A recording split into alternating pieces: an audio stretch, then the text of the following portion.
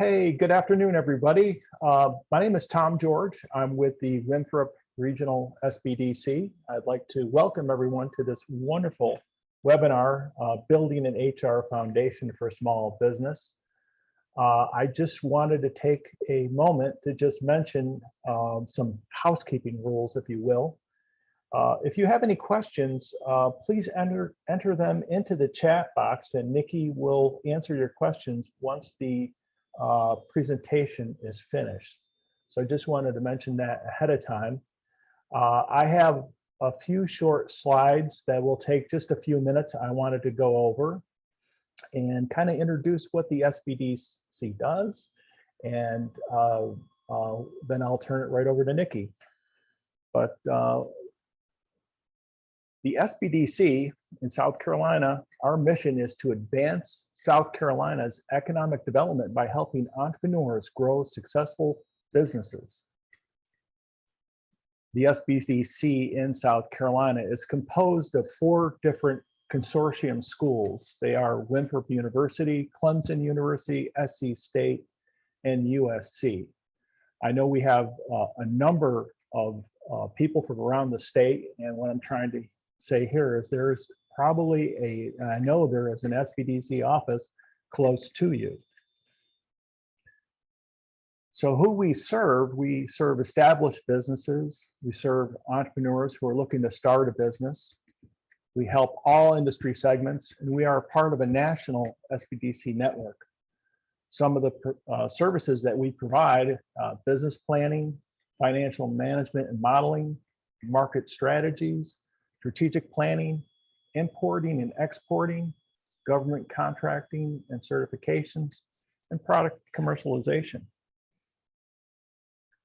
We provide consulting services at no cost, training like the one you're on, at low cost or no cost, and access to resources. Our business consultants are seasoned professionals in small business, banking, government, and industry. Many have owned their own business and have advanced degrees. You can find a variety of training topics on our website at sbdc.com.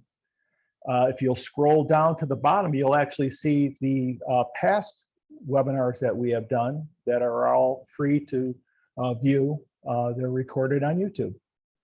And finally, we have access to many resources, including some marketing research tools like IBIS World, Vertical IQ, SBDC Net, and ProfitSense, and much more. So again, any information that you're looking for, just go to our website. If you're looking for consulting services, go to sbdc.com and click on the consulting tab, and then fill out the information there. You can always give us a call at the Winthrop region at 803-323-2283. Another little piece of housekeeping I'd just like to do before I turn it over to Nikki is there will be a survey coming at the end of this webinar. We ask that you please fill that out. It shouldn't take that long, and we greatly appreciate it. It actually helps us with feedback on how we're doing and what future webinars that you might have an interest in. So that being said, I would like to introduce, I'm very happy to introduce our speaker today, Nikki Pounds.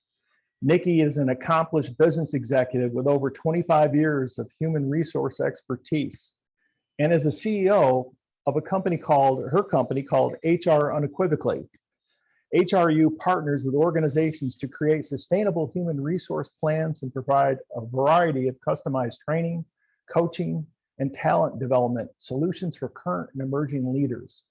Nikki is a certified coach, emotional intelligence practitioner, Breyer-Miggs certified practitioner, and has been certified with a civil treatment diversity and inclusion trainer for 17 years. Nikki prides herself in empowering others to succeed by helping or equipping them with the tools they need to meet and often exceed their goals. Welcome, Nikki, and please take it away. Thank you so much. Let me share my screen. So thank you so much for having me. I'm so grateful to be here. The reason that, one of the reasons I think that I'm here is because I'd actually utilized the services at the Small Business Development Center when I was starting my business, and found it very, very helpful and resourceful. And it was free for me to at least get some things on paper to understand what my mission was going to be and really get clarity around building my business. And so I wanted to provide some information about human resources to other small businesses, because that was something that I was an expert in human resources, but not an expert in marketing and a business plan and all the other things that I needed in order to help me to scale and grow my business. And so being able to come back to the Small Business Development Center and provide this information for you all, I'm really grateful to be able to do so. So as Tom said, I'm Nikki Pounds. I have been an HR practitioner for now about 26 years. I won't keep adding those years on. I'll just wait until my next milestone at 30 and put that on there. This is pretty much all that I've ever done. I was, though, the Chief Operations Officer for a $70 million organization. And so that's why I consider myself a business executive. And with human resources expertise, because I have both been able to run large and small businesses, as well as use my HR expertise in those businesses. So today, this is a two-part series. So we will be here this week and next week. Today, what we're going to discuss are the 6 core functional areas of HR. We're going to look at defining your culture, core values, and philosophy, the difference between contractors and employees. That's what I get lots of questions about. People calling me all the time about how to classify, and you do not want to get this wrong. HR delivery standards, and so we'll look at systems, processes, and infrastructure. So there are 6 core HR functional areas, and I know that you all are on mute, and so you're not able to speak, but if you can put in the chat, and someone is asking about the link for the second one, so Tom, you can answer that question, but if you can also put it in the chat, so Tom will get to your question that's in the chat, but the 6 core functional areas. When you think of human resources, what is the immediate thing that comes to your mind? Is it hiring and firing when you hear HR? Or is it something else? So if you can engage with me just a little bit, I just want to ensure that you're there, because talking and not having dialogue is difficult for me sometimes. So I don't want to be just a talking head. Put in the chat, what do you think about when we say human resources? What comes to your mind? And also, what comes to your mind when you think of human resources for small businesses? You may have one definition for how you think of it in corporate, which I would also love to hear a little bit later, but another definition for how you think about human resources in small businesses. So tell me what comes to your mind. Fringes and benefits, policies and procedures for employees, day-to-day function, absolutely. On this side, protecting the business from lawsuits from employees. And you know, that's a great one, because I just read a statistic, and I don't remember the exact statistic, but smaller businesses are more likely to get sued than larger businesses. And I'm not going to say that smaller businesses are targeted. It is easier, though, to maybe come to a consensus or to file a lawsuit against a smaller business because they don't have the necessary resource or necessarily have the resources that larger businesses have. So you're going to be fighting somebody face to face. You're fighting me if you sue my business versus fighting the machine, which is a large corporate business. And so we are targets for lawsuits for sure, from employees and others. So employee engagement, awesome. Employee engagement, law, so protecting the business, absolutely. We want to protect the business on all sides. Fringes and benefits, day-to-day function, employee guidelines, taking care of employees. I think of HR as a central nucleus of any organization that takes care of people. A central nucleus. I'm going to have to use that. Yes, it is a central nucleus. And so I do a lot of diversity and equity training. I was certified in diversity and inclusion 17 years ago before it really was popular. And I've really changed my message over the last year about that. But I'm a little bit biased towards and for HR. So I love that HR is a central nucleus. Tony, are you in HR? Yes, okay, very good. So you're biased like me. Very good. So we think of HR definitely as a central nucleus. And when I think of HR, it is about the employee experience.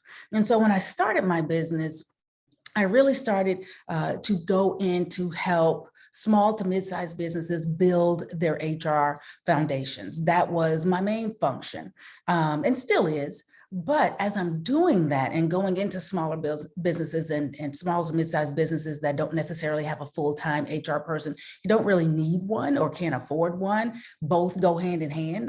When you're under a certain amount of employees, you're kind of putting it together for yourself and hodgepodging it and feeling your way through. I always think that some type of HR consulting is needed even for smaller businesses, but you may not have a person, they may not have a need for a full-time person. But as I dig deeply into the businesses that I go into, I realize that all roads lead back to the employee experience. And who creates the employee experience? That would be the leaders within the organization, the owners of the organizations, the CEOs of the organizations. And it could be you're the CEO and you're the owner and you're the accountant and you're everything else. Or those could be different positions, but it all is led back to leaders. And so as a coach, I go in and do assessments in organizations. I don't like to call them audits because audits just have such a negative connotation. So I use the word assessment. And so I assess your policies, practices, and procedures. And really what it boils down to is creating that employee experience that we want. And this hyper competitive market that we're in, the labor market that we're in right now, we really want to take care of our employees. So let's get into it. We will start with an overview of the 6 core HR functional areas, so you know what you should take into account when you're building your HR foundation. You have to know which bricks you're going to use before you consider building your foundation, right? So I will spend more time on some and less time on others. You tell me what you want and I can go back. I'm flexible, I can go back and forth. We will go into a little bit more detail about compensation and benefits, a little bit on recruitment and staffing, and we'll talk about that this week and next week, labor law and compliance and employee relations. Every area of human resources is important, but we won't have enough time to go in depth into each one. Even 2 hours is not enough.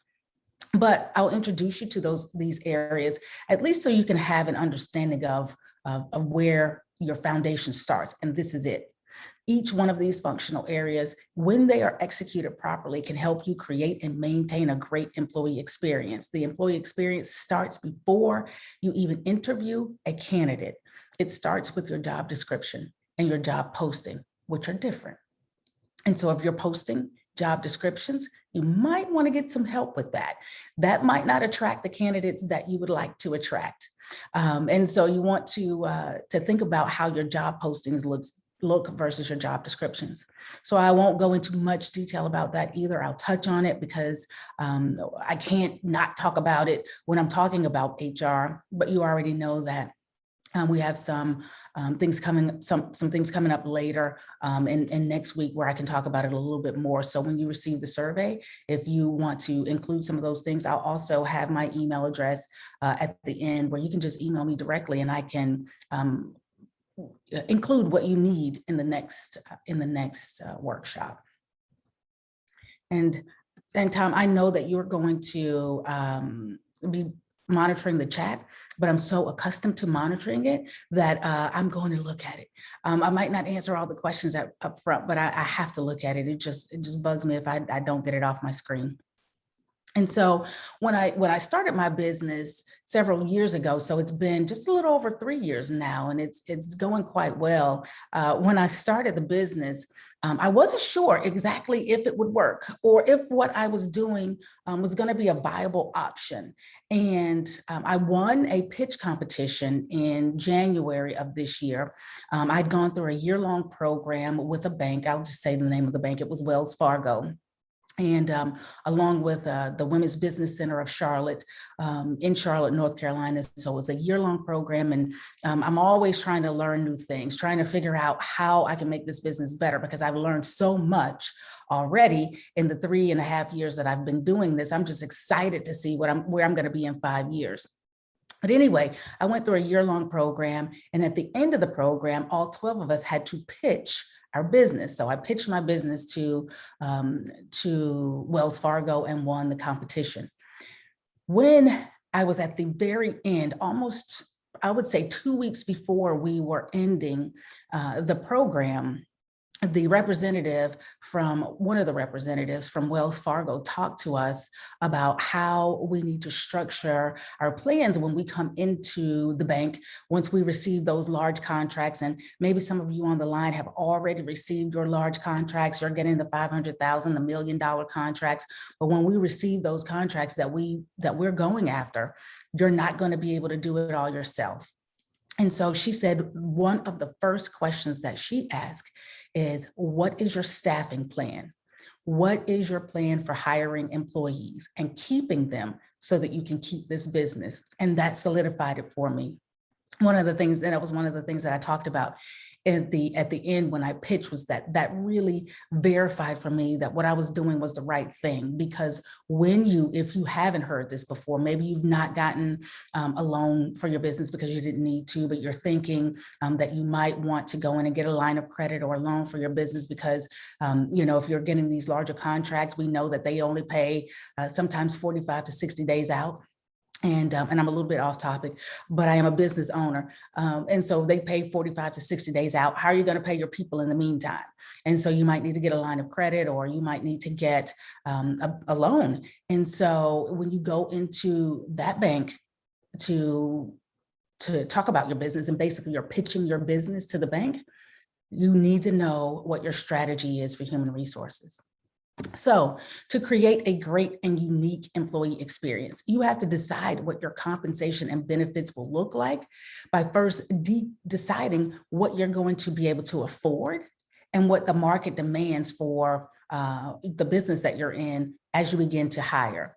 The compensation and benefits functions of human resources often seem easy at first, but when you have to be really intentional about the pay structures for your employees as you grow, it becomes more and more complicated. And so you want to have a good system from the onset to ensure that there are no pay inequities within your business that you might have to fix later on. We already know that there is pay inequities for men and women. There's still a pay gap there. And so we don't want to be that business that continues that because we don't have our pay structures in order, and we don't have paperwork in order. If you start off with a haphazard, non-structured payment system for your employees, it could take you years to correct the inequities as you grow and scale. So you may find that you're losing good employees because you're underpaying, or you may find that you're overpaying for what your business can reasonably sustain, which could force you into not being able to replace employees should someone decide to leave or are forced to leave because your payroll costs are too high. So you really have to understand, and you would work with your CPA and possibly your HR consultant with structuring your pay structure for your organization. So setting compensation structures and evaluating competitive pay practices is critical when you set up your HR business foundation. That's a part of your foundation. And I don't know all the types of businesses that we have on the line, but there's so much information out on the web. There's so much information out on the web about marketing too, but I don't have time to do that. And so I hire the experts to help me with that. And there's so much information about CPA, how to structure your finances, but I don't have time to do that. And so I hired the people to do it. And so when we think that we can do it all, sometimes we can't. So I always say that you need to put the people in place who have the expertise, and you function in your lane, function with creating that employee experience and scaling and growing your business. But I do understand completely that working with an HR professional is a luxury for a small business. Please consider it though as you scale and grow. Some of you may already be at the point where you need HR. And so if you are doing it right now for yourself, Google the types of jobs that you plan to hire for first, whether you're going to hire a consultant to help you or whether you're going to hire an in-house employee to help you. Google it first and ensure that the list is essential and it only includes the essential duties that you expect the person to perform. And again, that's whether you're having a contractor come in to work with you, a consultant, or an employee. You need to have the same type of standards. And sometimes we'll miss that. Sometimes we'll say, oh, well, it's a contractor, so I can't tell them everything to do. I can't give them all the resources, and you can't, but you can have expectations and standards in place. The Americans with Disabilities Act, or the ADA for short, does not require you as an employer to develop or maintain job descriptions. However, a well-written job description that was prepared before advertising or interviewing applicants is evidence of what positions these essential functions are, and it's helpful in establishing the defense if you needed one. And you're like, a defense of what? So somebody already said, keep me straight, keep me away from lawsuits. It's not going to necessarily protect you from lawsuits, but it'll give you a strong argument should one ensue. So I'm so glad that we're able to talk about in defense of what? Defense if you need to discipline an employee for non-performance. If the employee's performance does not improve and meet your expectations over time, and you decide to terminate their employment, you can defend yourself against a lawsuit of wrongful termination or discrimination when you have that job description that is ADA compliant, and that job description that is listing the essential duties that you need the person to perform. Defending yourself from something is less scary, or defending yourself for something less scary but still costly is maybe collecting unemployment. So you're not defending, it's less costly than a lawsuit, but it does hit your bottom line because you're paying for unemployment insurance. You pay for that, and you get an experience rating.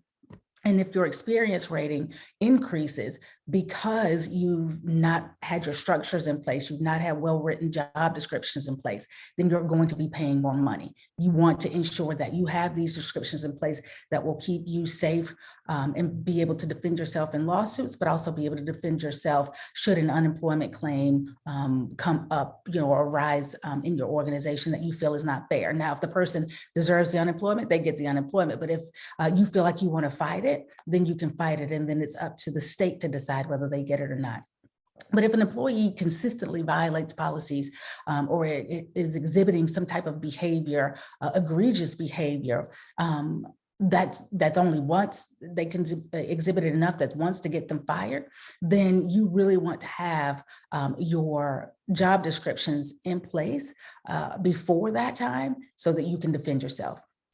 Whether you're hiring a contractor or an employee, and I think I said this already because I'm all over the place. I'm looking at my notes, but I'm also just talking because I've done this a couple of times, but create a job description. Again, the job description is a guideline for you to identify your ideal candidates for your roles. And the job description will provide employees with the expectations for their work performance in the job.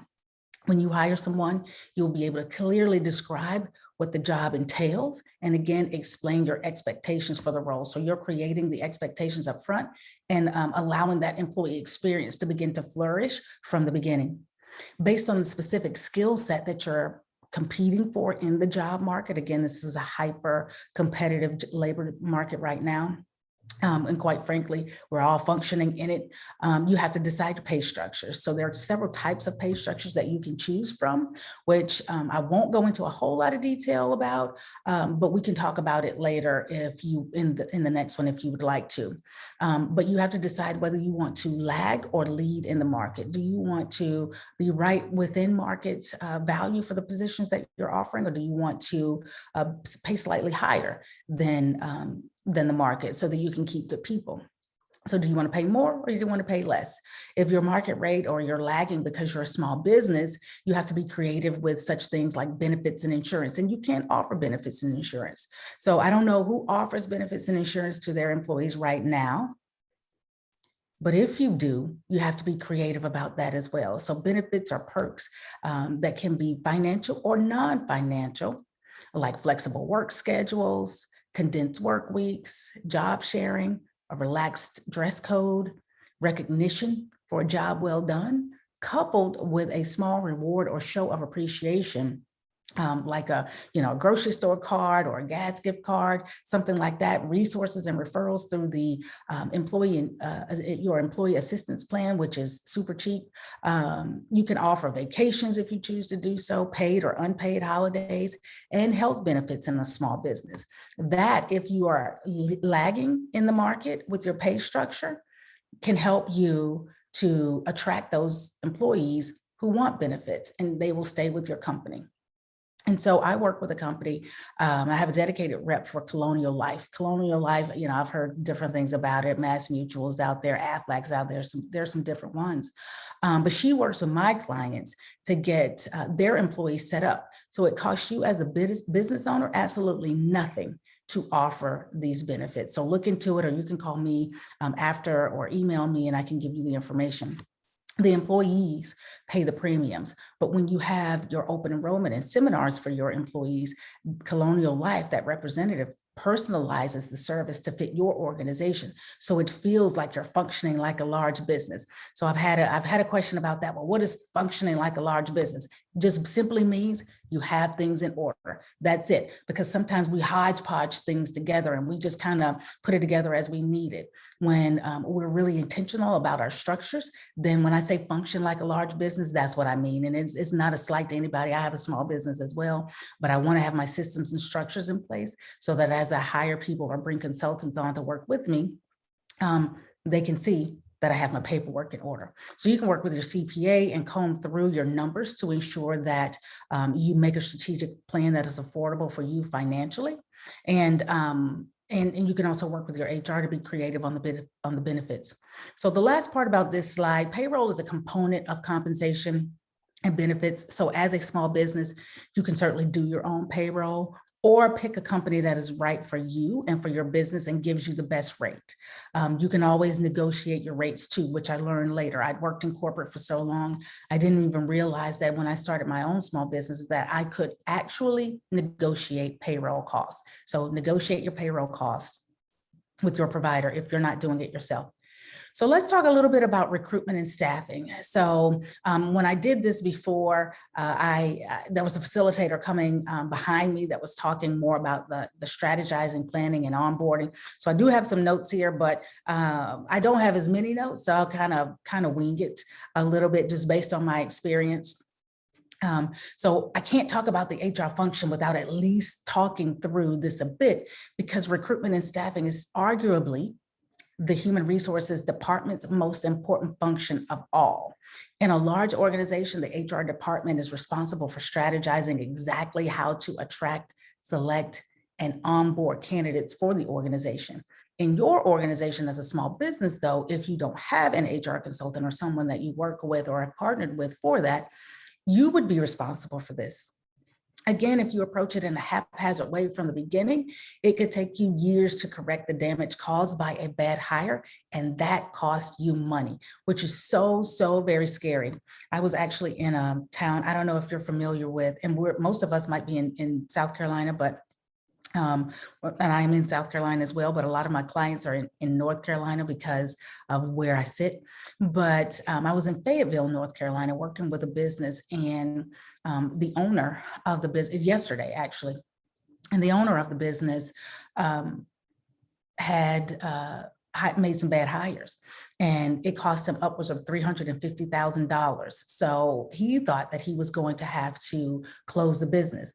So he got another partner in, they maxed out their credit cards and got it back on track.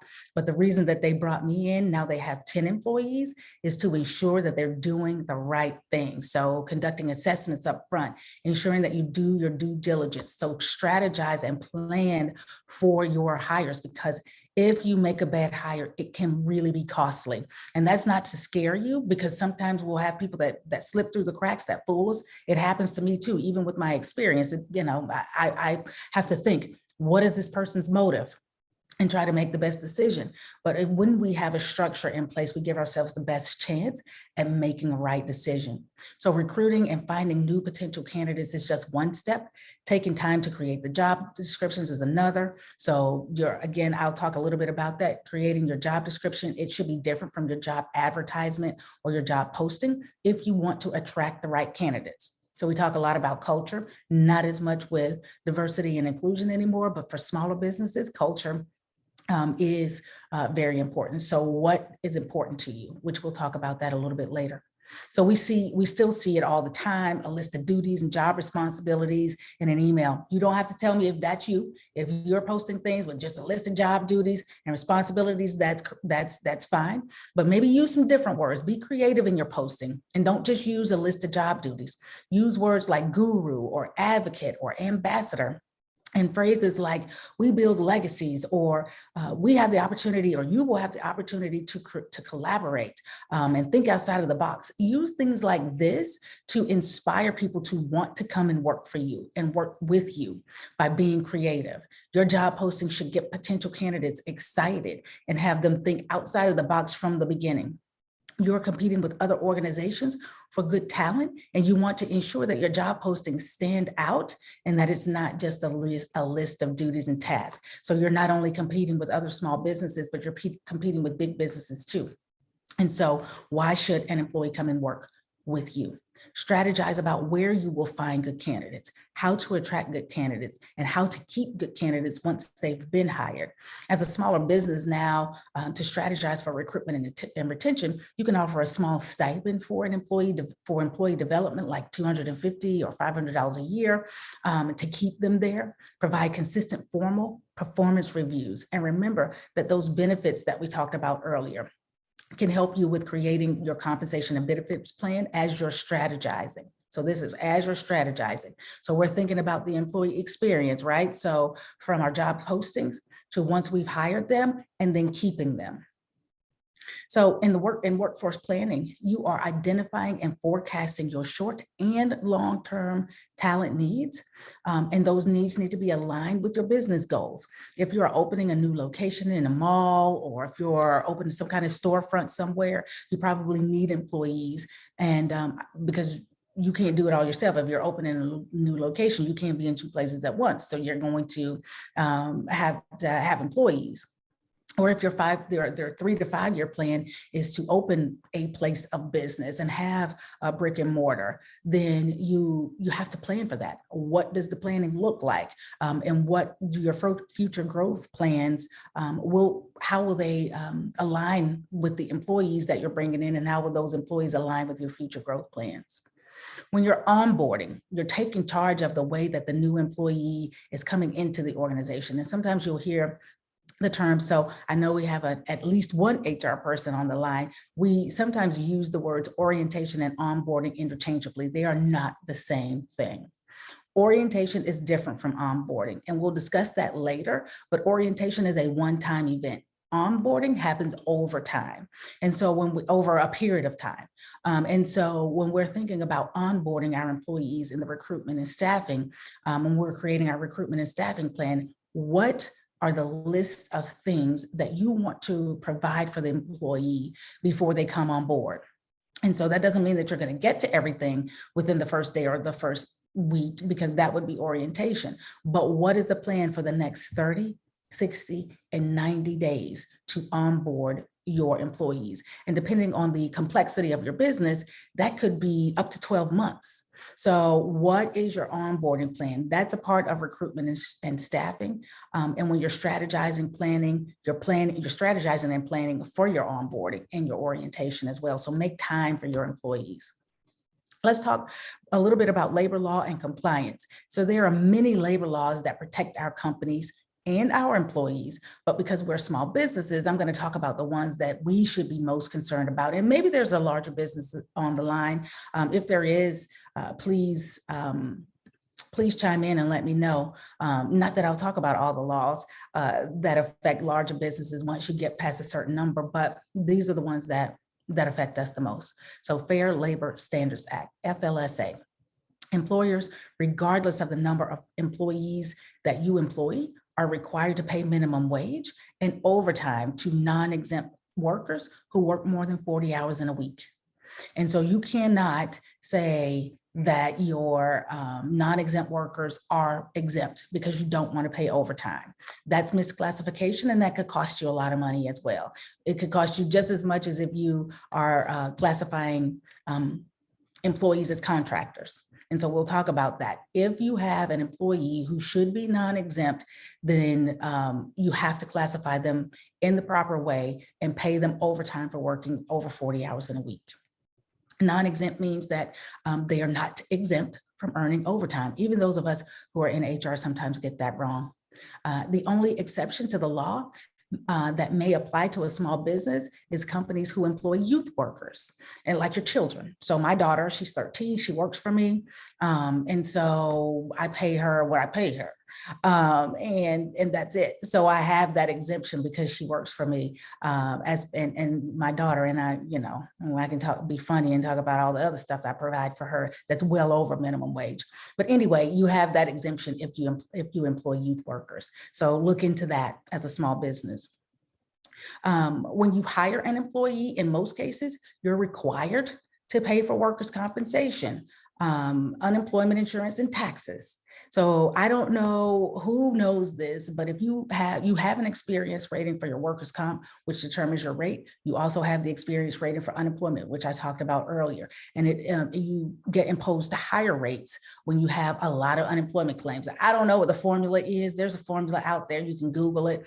I don't understand it when they go back with the weeks. And I've been doing this for a really long time. I never needed to understand it. I still don't. We just need to know that we need to keep our claims low because the higher the claims, the higher our experience rating. The lower the claims, the lower our experience rating.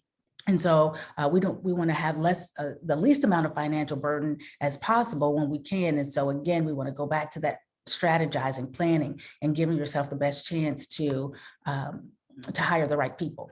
So posters, there are required posters that you would need to have. And those of us who are working virtually, if you're working virtually, you can send some of the information. You can email the information to your employees if you're hiring employees with the minimum wage, OSHA standards, safety standards, and things like that. And OSHA is the safety standards that are in place for businesses. And so these are the things that we are required to do. We're required to pay workers' comp.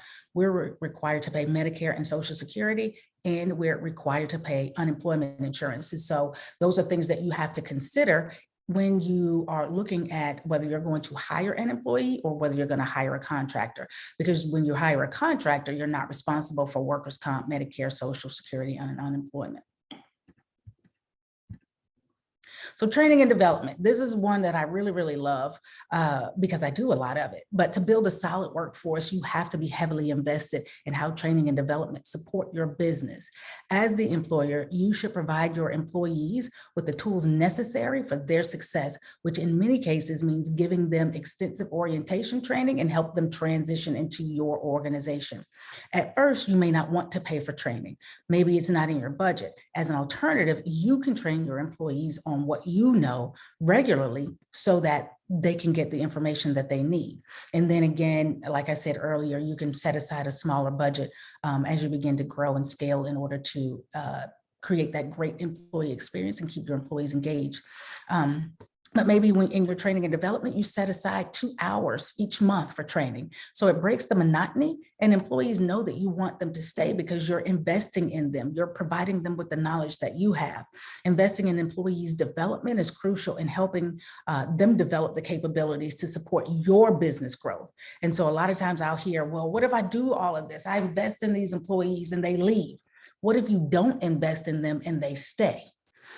How is that going to help your business if you don't invest in your employees and they stay with you? So as you grow, you don't have to provide thousands of dollars for your employees to go out and get training. You can set aside a small budget and they will appreciate it and they'll most likely engage. And as you build some loyalty in the meantime, you can, again, supplement some of the training yourself or have someone else come in, maybe a friend or family member that's working in your business to help offer some of that training. So when you grow and are ready to offer a more robust plan, think about offering leadership development, offsite seminars, workshops, etc. Micro learning is the best with smaller workforces because you can manage it better. Employees won't feel so overwhelmed. Micro learning deals with learning in small units and short-term learning activities so that the participant can put what they learn into practice when they come back to the job immediately. It helps improve focus and support the long-term retention of the material. So that's all I'll say about that at the moment. Again, remember that is a part of your HR foundation. And so as you begin to scale and grow, how are you going to add training and development into your employees' repertoire, in your repertoire of what you're providing for your employees? So safety, workplace safety is an important factor. Another factor that keeps us out of lawsuits and out of trouble. So if you're going to have a brick and mortar building, or if you're going to have employees who are working from home, either way, we need to have some safety standards in place. And so the Occupational Safety and Health Act of 1970, which is OSHA, states that employers have an obligation to provide a safe working environment for employees. Your workers' compensation policy will cover your business and your employees should an accident occur. So again, I'm not going to go into too much detail about that, but understand who's working for you. Again, if you have a brick and mortar, what your workers' comp entails and what it should entail, what you should have liability limits for and things like that. And again, I can send you some resources if you would like, or we can talk about it in the next workshop if you would like to.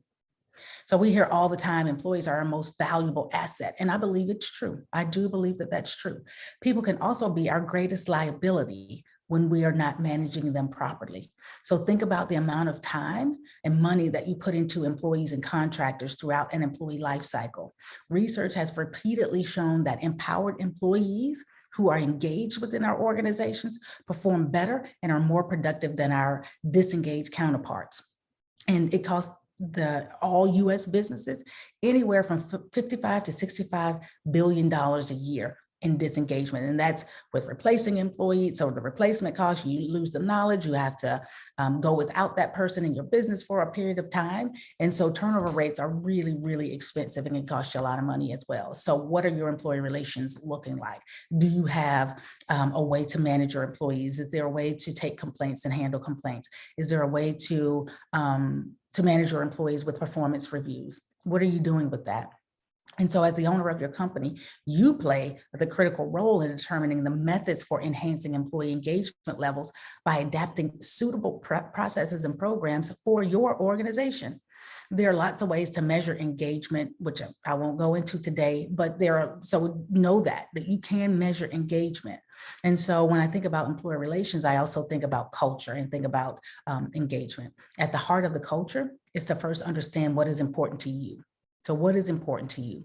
Think about your core values, your pet peeves, your industry standards, and that is going to translate into your culture. And your culture is created before your very first person is even hired.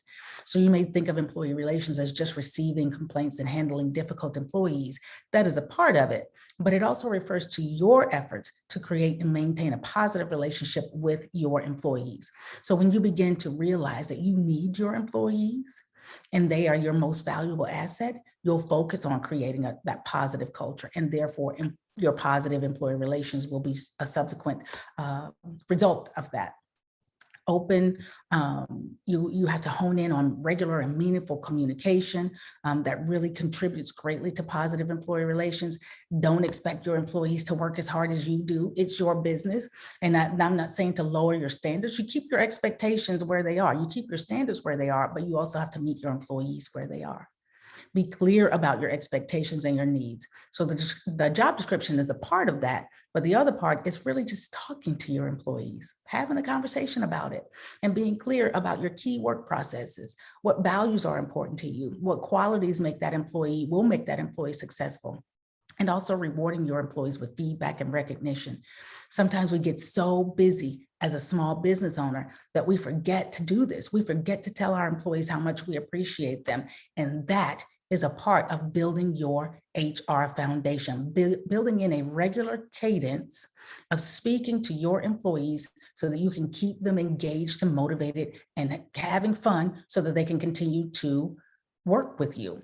Again, I talked to you about the company that I was just at, where it cost that company an upwards of $350,000 in replacement costs for those employees. We do not want to get there. We really want to create overall positive employee relations so our employees stay with us for as long as they can and as long as we can keep them on. So I didn't send these handouts. You can put it in the chat if you would like to have them. I'm happy to send it to you, and Tom can put it in the link maybe with the survey. I don't know. But if you would like to have something where you write things down. And so we do a lot of things digitally. So do I. I still have paper though. And so when I write things down, I'm a writer. I love to write. It brings clarity. I talk to my coaching clients about it all the time. Yeah, we can put some things in our phone. We can say it in our phone, but it really resonates when we write it down. We have it physically in our hands. And so what is your vision? What is your mission? And what are your core values? Those all translate into your culture. And it's created, again, before you even hire the first person.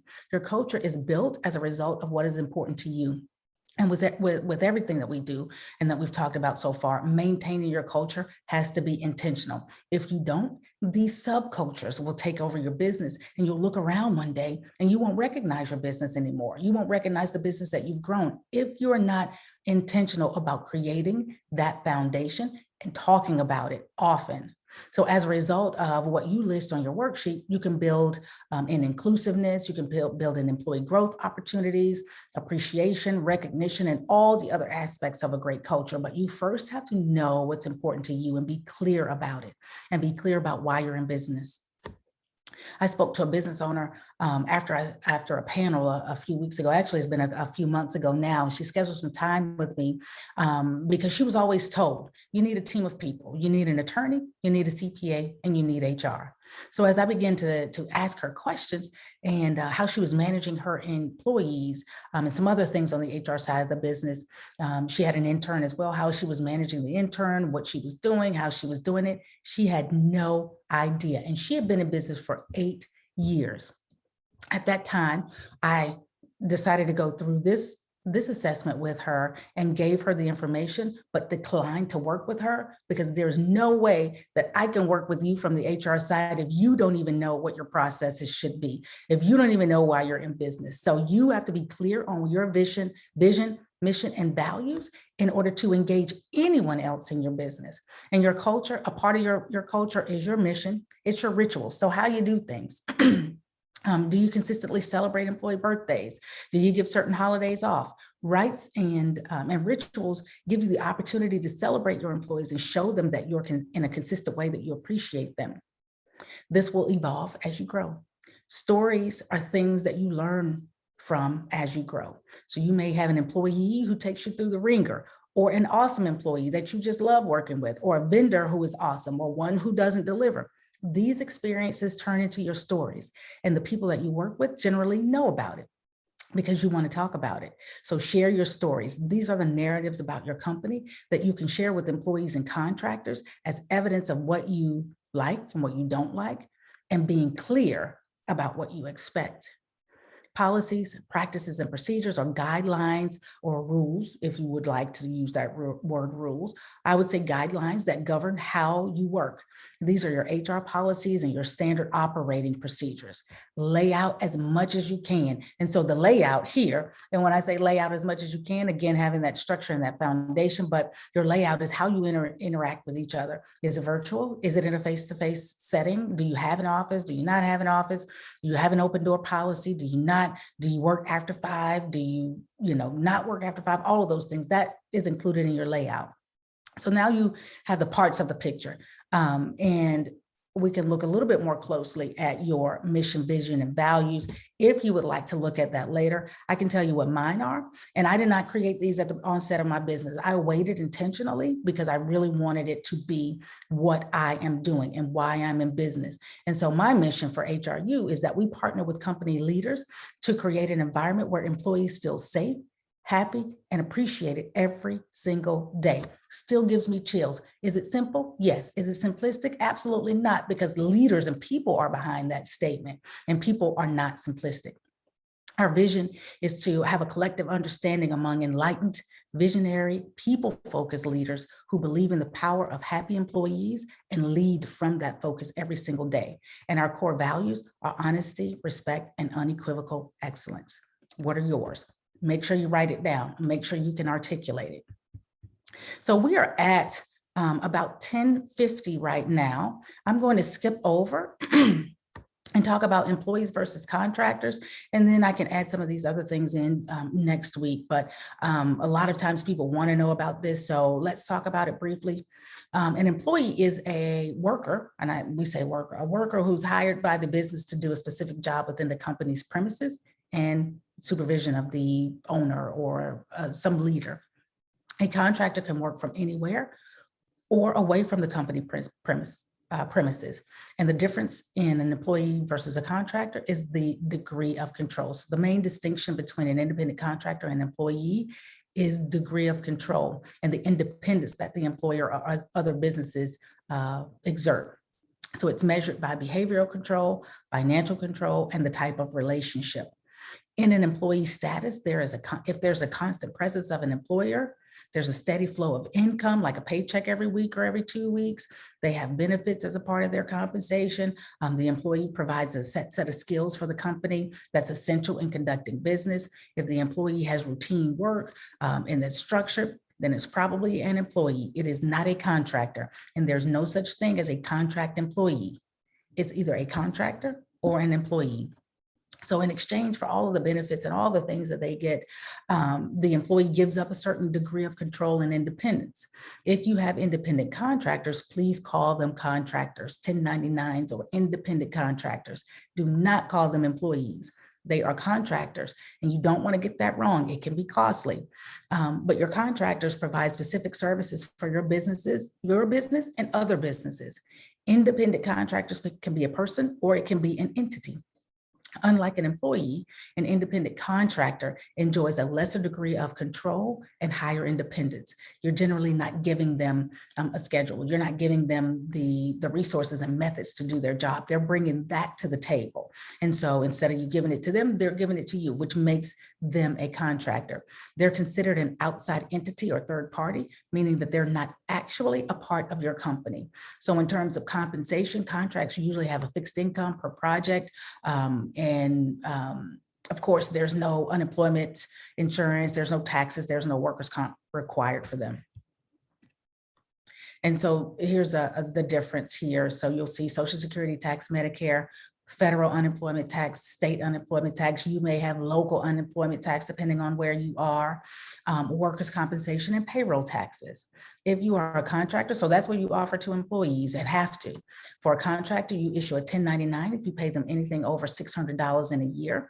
And you can actually also conduct a 20-factor test, and I'll put it in the chat if I can.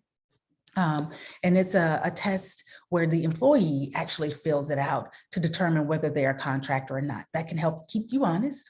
It is completed by the contractor, and it provides guidance for ensuring that you're not exerting too much control over the contractor. If we have any questions, you can begin to put those in the chat. And I will, so I see people who would like the handouts, I'll send those, absolutely. So it's some new hire paperwork, some quick things that I'll go through. If you have questions, if you don't, I'll continue to talk for a few more minutes, but new hire paperwork. These are some of the forms that you would be required to have, and some that are just best practices to have when you have when you're hiring employees. So the I-9, which basically states that your employee is eligible to work in the United States. And that doesn't mean that they have to be a citizen of the United States. That means that they have to be eligible to work in the United States. your W-4, your withholdings, your NC, or, and I think in South Carolina, we don't have to have a separate SC4, but in North Carolina, which is where most of my clients are, we have to have a separate NC4, birth dates of dependents or beneficiaries. You want to be able to have somebody to call, addresses of dependents and beneficiaries, especially if you're offering any kind of benefits, avoided check for or deposit slip for your direct deposit. An emergency contact number, and any insurance forms that you're collecting. So that would be short-term disability, long-term disability, supplemental benefits, and that's whether you're offering them and paying for them or not. You still have to have that information. With contractors, you might have a contract, and that's about it. And we'll talk about that in the next workshop. So I'm looking at what else I have. And I think I'm going to go ahead and stop there. We're at 12:54 and ask you what questions you have. Next week, we can talk about a SWOT analysis. You can also and Tom, I'm not trying to overwhelm you with telling them to add, to give you all of their information, but it helps me to structure the workshop for next week and really focus in on what people need. No, you're fine. You're fine. And I will send out, if you can send me the presentation, and I'll send it out to the folks who want the presentation. Yep. But yeah, this is great stuff. I didn't know about that IRS 20-factor test. That's a great, I just looked it up online. Good thing to have, good thing to share with people. It looks like you do have a question. And I'll also say with the 20-factor test, it's completed by the contractor, but also when we think about protecting our company, we want to protect our employees and protect our company. That will help us as well. So because the contractor is completing it, if a person comes back later and says, you know what, I was working for HR Unequivocally and I was not a contractor. I was actually an employee and you owe me money. I can say, you filled out this 20-factor test. I have it on file. This is how much control I was exerting. And so you have that as another document of paper. Good way to protect yourself. Yep. There is a couple questions, and I'll read the questions because it's to the host and panelists. Why do we need dependent info? I see emergency contact listed too, so I think I got mixed up. Okay, so when I talked about being creative with your employee benefits, so you would need, and let me look, dependent info if you're offering any type of benefits, so that if something happens to your employee, you will know what dependent benefits to distribute. And that's only if you're offering some type of benefits. And if you have a representative there, they will help walk you through that, but it's still, you as the employer, you'll have that information as well. And so when I talked about the new hire paperwork, that's if you are offering some type of benefits. Okay. And the next question we have, where should we look for policies for our area? I'm not sure I understand that question. Do you mean? Maybe like Department of Labor? Is there like a resource? South Carolina has a Department of Labor. Yeah, if you mean for your industry or your type of business, yeah, the Department of Labor is always a great resource. It's a lot of information there. It's a lot of information on the DOL website, but you can definitely look for some policies there. And again, think about your culture. What is important for you? What things do you want to put in place? So what has worked for you in the past and what has not worked for you in the past, and make a list of what's important and look up those policies. And I'm not sure if that's answering your question, but look up those policies that would fit for your particular business and your what's important to you. And here's another question. As a new small business, how do we get access to new hire paperwork? So your new hire paperwork is created by you, some's created by you, and some you can go to the Department of Labor. So you'll need the W-4. You need to pull that down every year and download it and distribute it to your employees. Your I-9 forms, we'll talk about that next week as well. When you hire employees, please, please, please ensure that your I-9 forms are completed properly. If they are not, and something happens, a lawsuit comes up later, you can be fined up to about $10,000 per I-9 form that's not completed properly. Make sure they're kept separately, and we'll talk about that. But you'll pull down your I-9, which is it's distributed by the U.S. By ICE, or was. Oh Yeah, gosh, I I'm think I losing know. it now. Yeah. I can't. Homeland Security or something, maybe? Yeah, it was Homeland Yeah. Security, but USCIS, Okay. USCIS.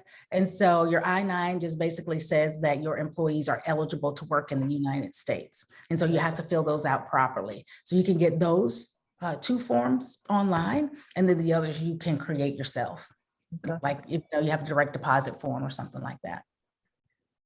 Are there any other questions? We're closing in on, I got 12:59, and I, would like to keep this right at 1 o'clock, because I know everyone has a busy schedule, and I don't want to abuse that time.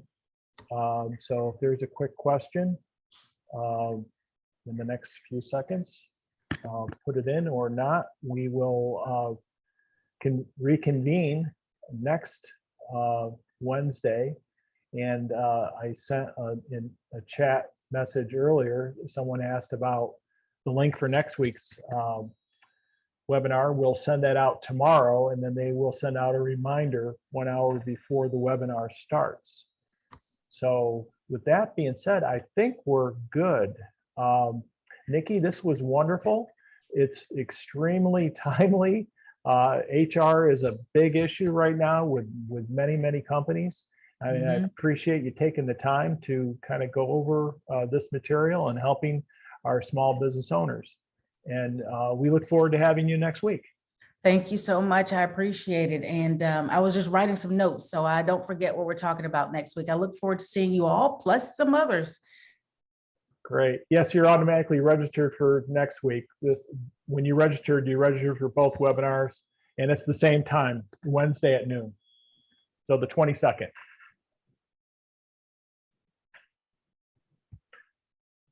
All right. Well, thank you so much. I appreciate it. Take care and have a great Thanks, rest of your Nikki. week. Bye-bye. Bye-bye.